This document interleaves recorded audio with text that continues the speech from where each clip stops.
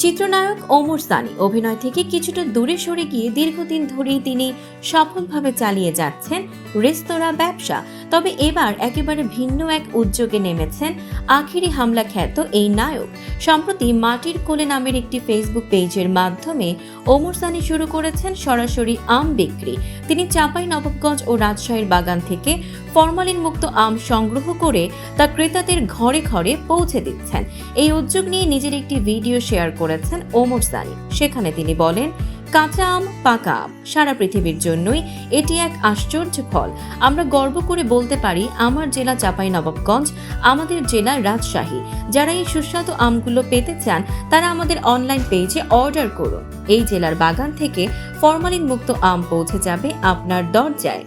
এতদিন যারা তার সিনেমায় পর্দার উপস্থিতি মিস করছিলেন, তারা এবার তাকে পাচ্ছেন একেবারে ভিন্ন ভূমিকায়, একজন উদ্যোক্তা হিসেবে।